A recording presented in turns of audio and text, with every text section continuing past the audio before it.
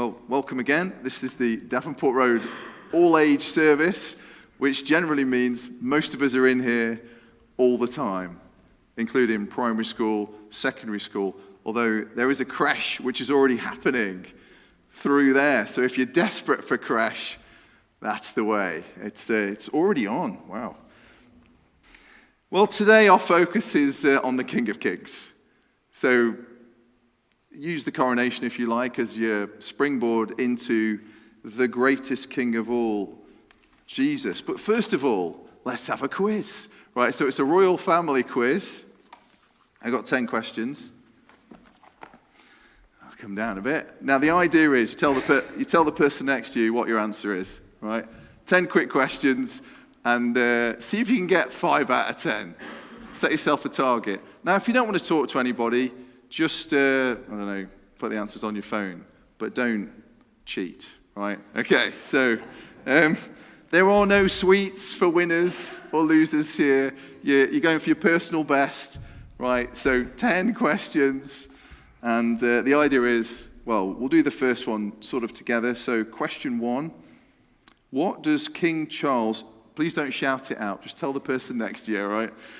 What does King Charles never need on holiday, but many times some of us have had to take this on holiday? Right, so I have 20 seconds just to tell the person next to you, what is it that King Charles never needs on holiday, but some of us, we've had to take it on certain holidays? Okay, and that is... I'll give you 5, 4, 3, 2, 1. It's a passport. I didn't know that. He doesn't need a passport. It's like, I'm King Charles. I don't need a passport. Okay, so that's your first one. Maybe you got 1 out of 10, none out of 10 so far. 1 out of 1, actually. Okay, so the second question is about the Queen. Apparently right, I'm getting this from the internet. Let's presume the internet is always right. And of course, the quizmaster is always right. So these are all right, even if they're wrong. So here we go. The second one, what breed of dog did the Queen invent? Was it, I've got ABC here, was it apparently a breed of dog the Queen invented? Was it a Corgi Wawa, a sausage Corgi, or a Dorgie? Right, so you got ABC. Did she invent a Corgi Wawa, a sausage Corgi, or a Dorgie? The late Queen, sorry, not Camilla. Yeah, right. Yes, so the late Queen Elizabeth. Right, what did she in? Okay, well, it is C, apparently, a Dorgie. A Dorgie, a few yeses going on here. Right, so the Queen famously loved corgis, and when one of hers was mated with a, can't pronounce it, it's a Dachshund, whatever, however you say it, she created the new mixed breed, the Dorgie species of dog. How about that? Okay, the third one. So 2 out of 2, maybe? 2 out of 2? I'd be like none out of 2 at this stage before I looked into it. So question 3. What does our king why does the king or the ruling monarch have 2 birthdays? Why do they have 2 birthdays? And I'll give you A, B, C. So A is because they love birthdays. It's B, it's something to do with Germany, or is it C, it's to do with the British weather? So have a quick chat. Is it A, they love birthdays, B, something to do with Germany, or C, something to do with the British weather? And ticking away. Okay, so it is actually C. It's something to do with, as far as I understand, something to do with the British weather. Apparently, give you this one, in 1748, or later some say, but King George II, born in October, birthday in October, decided to combine Trooping the Colour, which happens in the summer, with his own birthday celebrations. So he had a birthday when it was Trooping the Colour, and then also had his birthday in October because, well, nice weather. And since then, every monarch has followed suit. Okay, right. Question 4, there's an endangered animal named after King Charles in Ecuador. There actually is, right? So there's an endangered animal named after King Charles in Ecuador. What is it? Is it A, a frog, B, a stick insect, or C, an iguana? What would you name King Charles after? So is it an endangered animal? Is it a frog, stick insect, or iguana?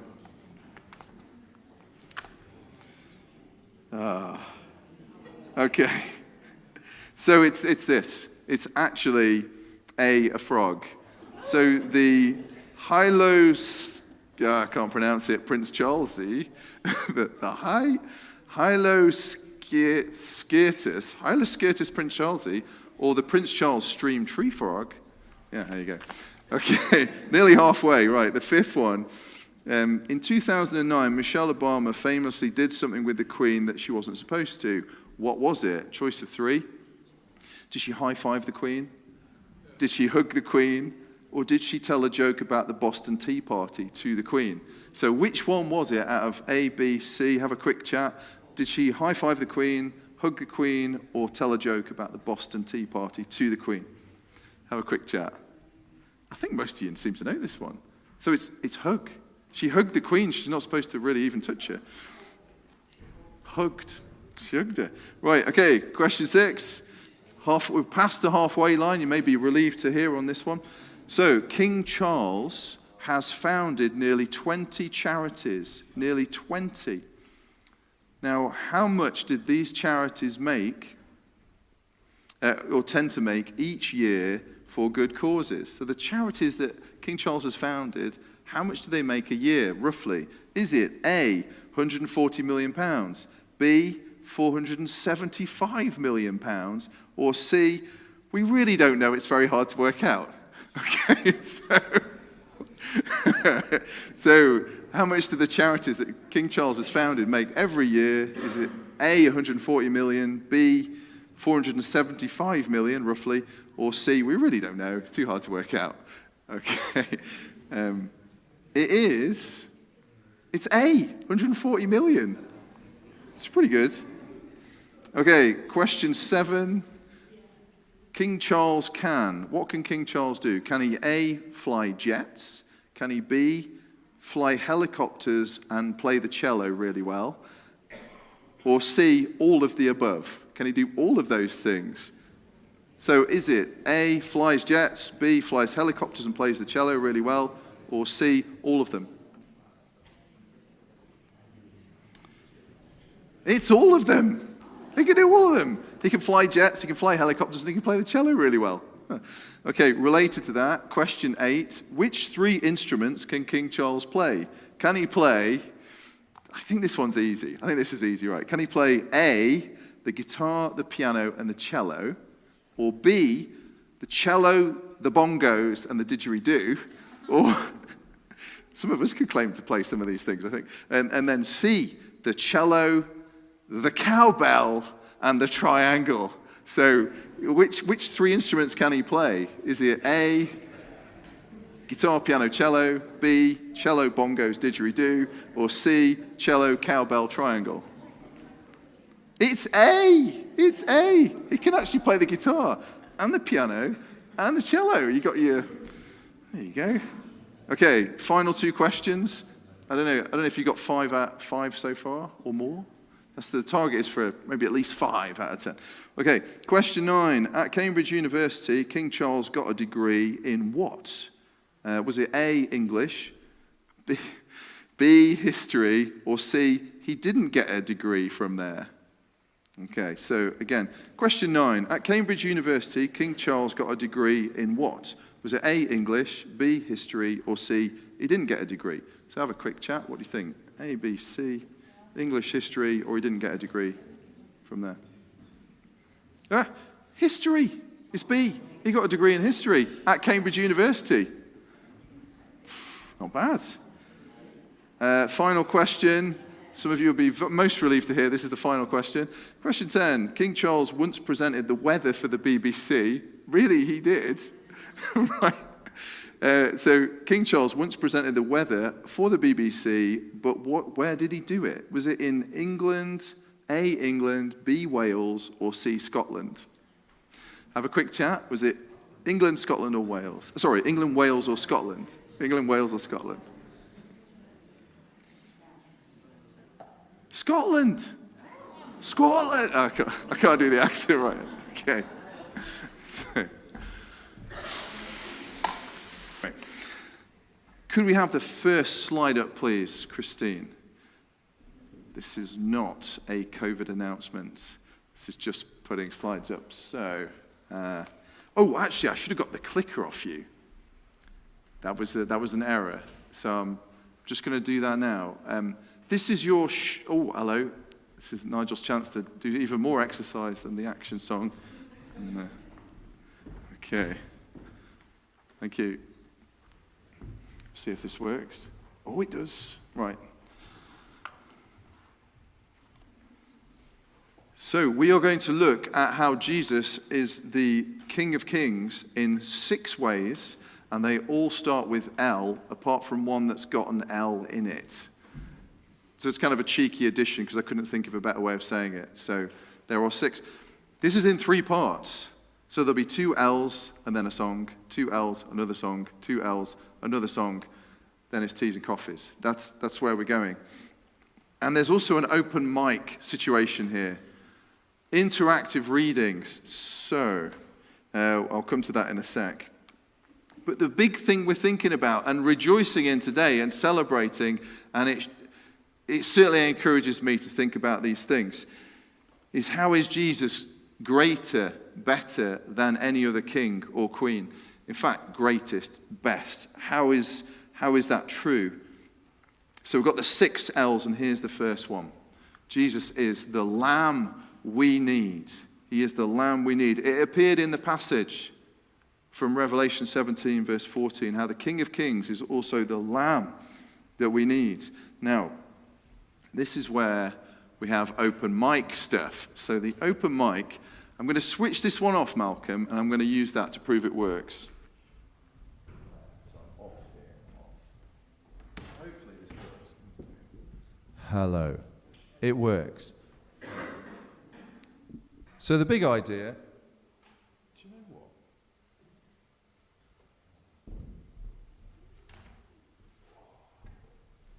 This may or may not work. There's always dangerous trying something. Yeah. Okay. Don't even need that.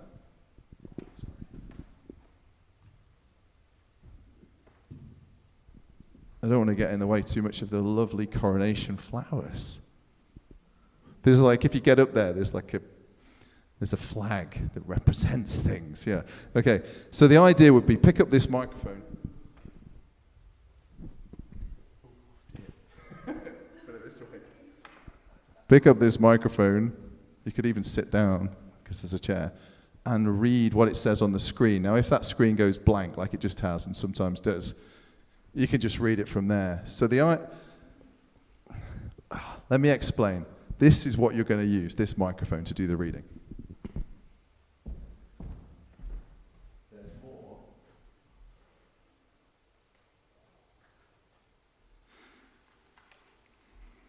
Believe it or not, are we there, Malcolm? There are 11 readings to do. This is one of the longest.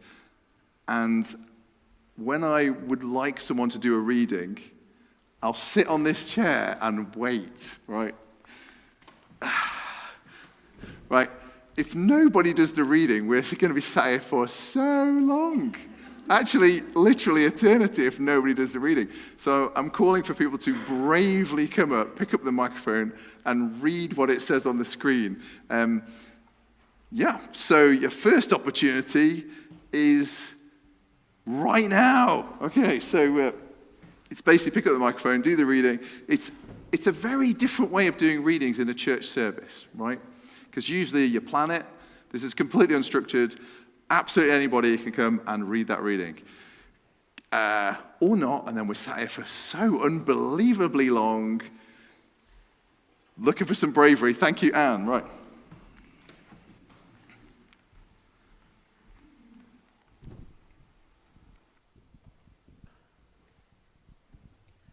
They will make war against the Lamb, but the Lamb will overcome them, because he is Lord of Lords and King of Kings, and with him will be his called, chosen and faithful followers.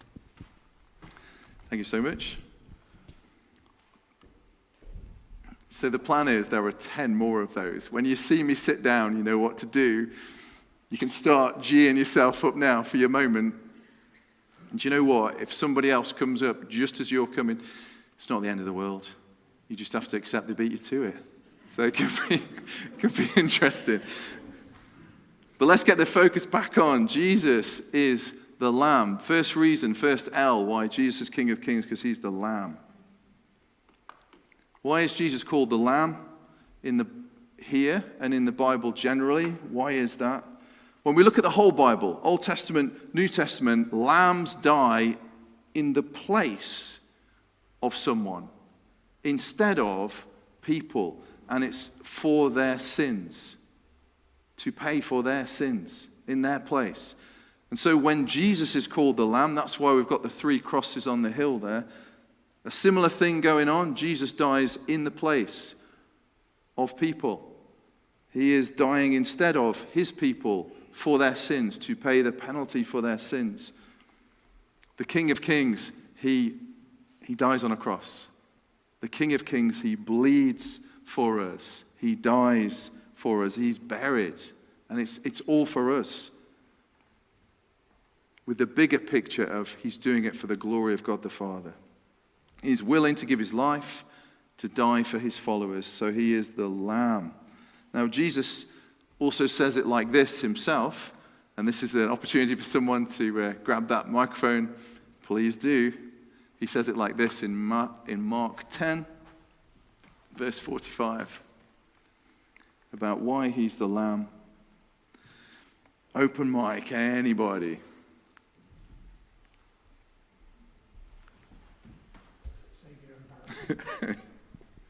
To give his life as a ransom for many.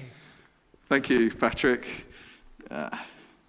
Who thought I would make it this awkward this morning? But anyway, we've got 10 more almost 10 opportunities for more awkwardness. Rev yourself up for your turn, right? So why did Jesus come from heaven to here? He's the Lamb to give his life as a ransom for many, which links in nicely with the next one. So the first L, Jesus is the Lamb. We need him. We need him to die in our place. He's also the love that we need. Now, what is the greatest love of all? Well, apparently Whitney Houston knew. Or did she? She seemed a bit confused at the end of her life. Did Whitney? We're not totally sure. But Jesus knows the greatest love of all. He expresses it like this. So this is over to somebody.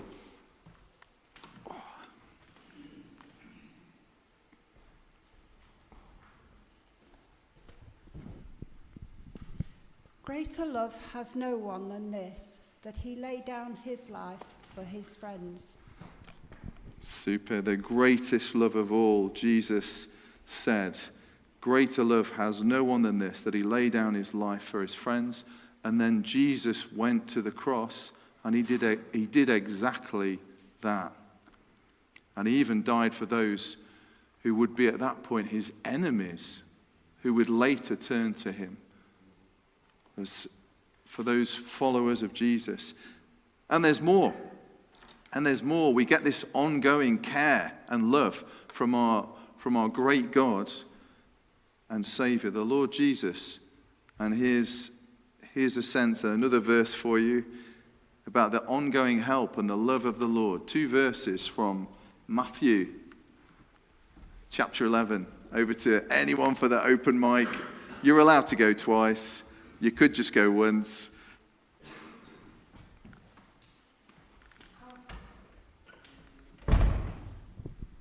Come to me, all you who are weary and burdened, and I will give you rest. Take my yoke upon you and learn from me, for I am gentle and humble in heart, and you will find rest for your souls. Well, how is Jesus the best, the greatest, compared with other kings and queens? And we've seen so far, he is the Lamb that we need. He is the love that we need. And next up, Jesus is the life we need. Probably thinking what the next 3 L's are. Well, it's coming soon. So he's the life we need. Actually, Jesus is the resurrection and the life. There's an episode from the life of Jesus when he walked on this earth, and his friend Lazarus had died. And Lazarus had been dead for a few days in a tomb. People are still weeping over this, publicly, loudly. And then Jesus meets Lazarus' sister, Martha, and he says these words. Maybe you could do these, Joan, because I know you were trying to do the last one. Are you keen to say this one just from where you are? Just shout it out. Yes. Yeah, great. No, that's fine, just where you are, yeah. I am the resurrection and the life. He who believes in me will live, even though he dies. And whoever lives and believes in me will never die. Do you believe this? Do you believe this? Great, thanks, Joan. And then, incredibly, shortly after, Jesus brings Lazarus back from death to life. Same day as saying those words. Lazarus leaves the tomb and he lives again.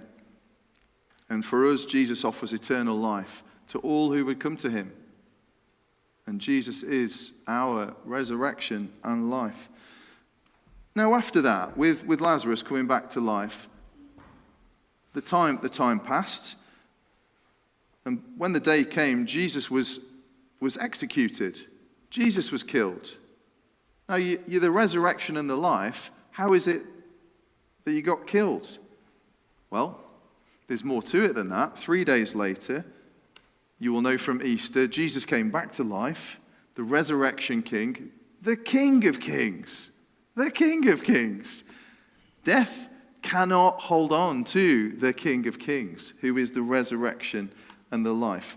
Now, bear with me on this next one. Some of you might be into music that is loud. So am I, if that's you.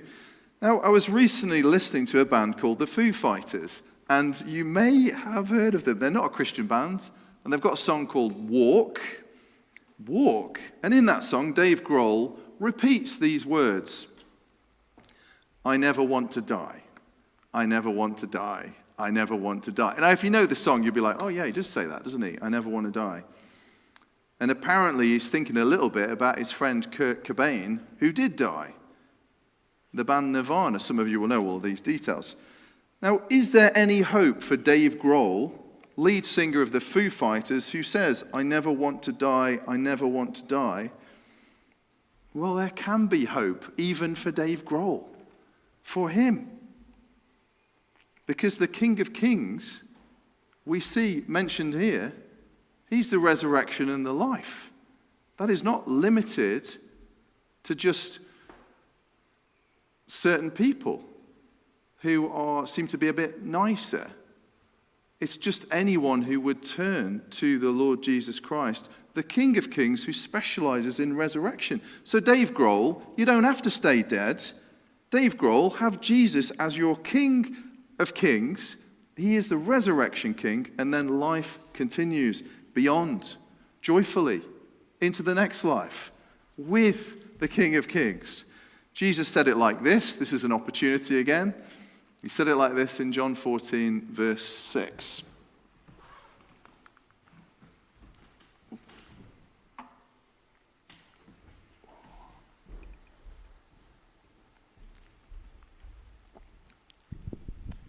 I am the way and the truth and the life. No one comes to the Father except through me. Great stuff. Jesus is all of those things. And you see also the life. It turns out it's the everlasting life through Jesus, only through him. So he is the greatest. He is the best. And we've got our L's so far, well, the first three, and then there's a fourth one where I'm going to need some people to get active with this bin, because something's going in the bin, right? So Jesus is the greatest. He's the King of Kings because he's the Lamb we need. Now, I could test you over coffee at the end here if you got all six, if this is in any way memorable for you. Okay, well, we'll see. The key thing is whether it's impacting your life that Jesus is the King of Kings, not whether you remember the list, right? Okay, so Jesus is the Lamb we need. He's the love we need. He's the everlasting life we need. And he puts L in the bin. What could it be? It's actually evil in the bin. Evil. The way you would never say it, evil. So he puts evil in the bin. Jesus is the one who finally puts an end to evil properly. You get these people who say, you'll ask them, how are you doing? And they'll say, oh, it's all good. It's all good. And I'm thinking, no, it's not. In this world, nothing. No one's having the life that is, oh, it's all good. Now, in glory, with Jesus, you could actually say that and it would be true. That it is all good. Not yet, though. But yeah, okay. You can. I'm not going to embargo you from saying you can't ever say it's all good, because it's quite a nice, positive thing, isn't it? But there is a point when finally all evil is done away with and all good is what we know as the people of God. And so we come to our main verse of the day. For someone to read this again. Here we go. So see how long a drink I get as the next person comes up.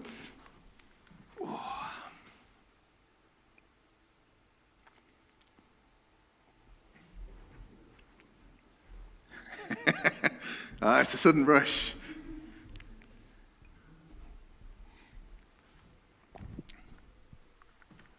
They will make war against the Lamb, but the Lamb will overcome them, because he is the Lord of lords and King of kings.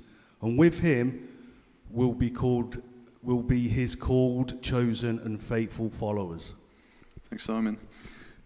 Well, here we see the forces of evil combine against Jesus, and Jesus wins. It says he overcomes them. They will overcome them. He wins. Now, and then certain things are radically changed, and we've got another one. This might be Wendy's moment, or whoever it was who was getting up there. It's probably you. Turn to Revelation 21, verse 4, and you see this. So it's another opportunity to read.